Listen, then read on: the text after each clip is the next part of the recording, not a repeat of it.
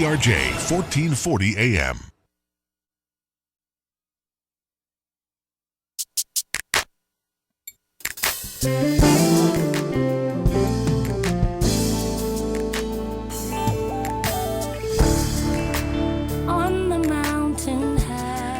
Good morning, family. Good morning. This is 15 minutes of politics with Cynthia A Johnson.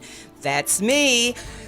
Good morning again, family. So glad that you're here with us. And we have a special guest on the show today. Again, this is only 15 minutes, and we're going to bring back this guest. Her name is Miss Joyce Moore. And we're going to bring her back probably as a co-host, but she's got some very important information that all of us in the city of Detroit should be about listening and wanting to get information. So please call your friends. If you own a house in the city of Detroit, there are things that you could get, but free, but there has been potentially some changes. And by the way, I have invited the city of Detroit I contacted the media department today to invite them. I wanted them to listen in today because this information that Miss Joyce Moore is sharing with us is so very needed. Good morning, Miss Moore. Well, good morning, Cynthia A Johnson, and to everyone else listening out there. It's always a pleasure. Well, tell us what's going on. Okay. What's happening currently is that there is a need in our communities, in our neighborhoods, for block grant monies that were allocated from the HUD to the city of Detroit. Previously, these monies were considered to be grants.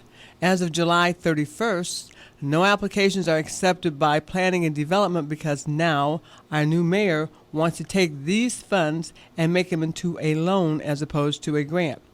This grant would allow people to obtain a roof for their homes. Okay, wait a minute. Okay. Wait a minute. So we're talking about grants versus loans. Exactly. If you own a house and you need some repairs, Right. there was a time Exactly. that you could contact the city of Detroit, the Planning and Development Department. Exactly. 65 Cadillac Square. 65 Cadillac Square 17th floor. on the 17th floor. You could do that previously. Now they're not accepting applications because they're reprogramming the program. Wait a minute. What do you mean they're not accepting that? Tell us about what the process was prior to what you have just discovered. What we did is we formed our block club, which is the Taylor Street Block Club. And after that, a number of us went downtown, filled out an application, and we were given certain criteria to meet, which we did. What was that criteria? Well, part of the criteria was that you have the taxes had to be current, and you had to have insurance for your home. But the whole program through the community development block grant was to allow you to obtain funds to repair your home. And in that, and I want to stress the repairs because these are major repairs. Some of those repairs were the roofs, windows, porches, furnaces, hot water tanks, electrical wiring, things of this nature, things that are very, very costly to people. And at a certain income, this program made you eligible. So it was a program for low income to moderate income. And at this time, this program is being changed from grant, and I stress the word grant, to a loan, and I'm not in agreement to that. Okay, so wait a minute. So you're saying that the city of Detroit receives monies from the federal government by way of HUD, Housing Urban Development. Right, exactly. And so they received monies from the federal government, Right. specifically for low to moderate income individuals or families. Right. And we have to stress that again, families. Also for blighted areas. Or in blighted areas. Did that also include senior citizens? Definitely, because the income criteria was less than 25,000, and a number of people will fall into that bracket, including myself. So Okay, so was that the minimum, or is that the maximum? what my understanding is that if you made over 25,000 as a single, you were not eligible. But if you were 33,000 and you were married, it made you eligible. Okay, so single under 25 and a couple, does the couple have to be married? I don't know. Okay, so let's just assume that the couple would Is have to married. be married, Right, or exactly. is married. Right. But it really should, well, I Okay, won't even that's get another off issue. into, Okay, right, that, issue. right. So, okay, so if you are a married couple, then your income had to be 33,000 And or under. less. Right, exactly. And then you could qualify for getting your roof repaired, windows repaired, siding, Siding, porches. porches, Electrical. something to make your Yeah. community and your home Part of the neighborhood. right. And so the monies that has been allocated for the neighborhoods has been basically say, well, we're going to do something else with it. What really bothers me, Cynthia, is this. There are over 3,000 applicants already on the list. My question then becomes, are you just going to say delete, and these people will not be given an opportunity to help improve their neighborhood? Or are you going to do what they call a grandfather clause under this program and allow them to have their homes repaired before you decide to make a change? I'm opposed to the change. Again, I'm stressing, definitely opposed to the change, because you have to ask yourself then, who would qualify for a loan? How can a person with $25,000 apply for a loan? And then you have to understand what is going to be the criteria, so that if the loan is not repairable, which the grant is forgivable after 3 years, how will this affect your home? Wait a minute, you said the grant or the loan is forgivable. Okay, hold on, let's go back. Yeah. The grant through the Community Development Block, what did I say? Community Development Block Grant is a forgivable. CDBG. Right. CDBG. Thank you. Okay. That is forgivable after 3 years. So if you get a certain amount of money and they do the repairs, after 3 years, as long as you're a resident of that house and your name is still on the deed, that money becomes forgivable. So you're no longer included in the debt. Now, if you should move, and there are other, I don't know all the stipulations, but if things should change, it is no longer your primary residence, then you become liable for the debt. I am so glad that you came on this show today. Really, I am. If there's anyone who wants to chime in, please don't hesitate to give us a call, 313-871-6094 or 313-871-6095. Now, and I'm inviting the city to either agree with what you are saying or deny what you are saying. Now, here's a question for me, for you. Now, we know that the federal government gives money to municipalities, the states, supposedly for the people.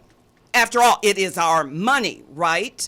Exactly. And the city of Detroit, we are trying to bring the neighbor back into hood. And that's another thing, too. Just a side note. You know, I always wonder and always had a problem with the word the hood. You see, when once upon a time we had the neighbor in the hood, and it is my view that when you take the neighbor out of that word neighborhood, then it is only a hood, and the neighbor is excluded. And it sounds like to me, and not necessarily, but in some cases, it sounds like to me neighbor is being purposely taken out of this the dynamics. Fantastic. That's a good annotation. But not only that, it's good for semantics. Words are everything. Everything. Words are everything. Thank you. Yes, they are. And so we're back to, like I said, the word loan is one thing and grant is another word. Okay, so now here's the other question that I had for you. Okay. I got sidetracked just for a second there. The government, and if you know this, fine. If you don't know this, we're going to get it researched, of course, to make sure that we give this information to the family. Exactly. The people who are listening are the family. Absolutely. We're the neighborhood. Absolutely. Okay. So is this the monies that have been given to the city for the community for grants such as repairing? Right. Does HUD, or have they been in agreement to making these now grants into loans? Well, that's what I'm saying. As of July 31st, this just came into effect. July 31st, 2014. Okay. Okay, now the concern that I have is, like I said, a group of us, our organization, we've just formed a new organization called the Vice President's Community Coalition for District 5. And that District 5 being City Council District 5. Right. Okay. Right. Gotcha. And the reason, and it encompasses our blocks, which is Claremont, Taylor, Hazelwood, and Gladstone. We said we have to start somewhere along the way to save our homes. Our homes basically in that area are two-family structures, but most people like myself have converted my two-family into a single. And we still want to get those monies to do what we have to do to save our homes, our neighborhoods, and our community. How long have these grants been in existence? Well, this particular grant has been in existence way before Coleman A. Young. So that's over 20-something years. 30 Over 20-something years. Yes. We don't have a whole lot of time. But again, does HUD know that the grants, the monies that were for the grants, are now being replaced by way of loans? Do they know that? This is an issue. Again, this just came up. Cynthia, you're right up where I am. I'm asking the same questions. We're drafting letters right now to give to HUD to find out what's going on. Can they, in fact, change the structure of that grant into a loan? But more importantly, why is this mayor doing this? If he's talking about helping to build the city, knowing that a number of people cannot Okay, well, qualify. I'm going to speak on behalf of the mayor, although I'm not on his staff. But we have to make people responsible and give them at least, let's just say that the loans are 0.5% or 1%. What would be wrong with that? I would not, if the program is designed to deal with low to moderate income, then $25,000 is basically just enough to survive off of, in addition to now you're talking about a loan and a lien on your home. Yes. Okay, so that's where I have the problem with. You know, I am so pleased and happy that you have come on the 15 minutes of Politics with Cynthia Johnson. As we know, everything that we do is political.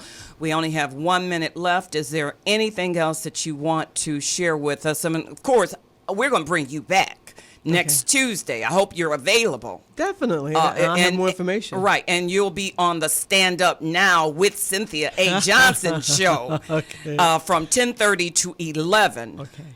Any last words? Well, basically, I'm going to give out my number at that time, and I'm going to ask people to contact. Why don't you give it out now, if you don't mind? 313-465-3299. Again, please. 313-465-3299.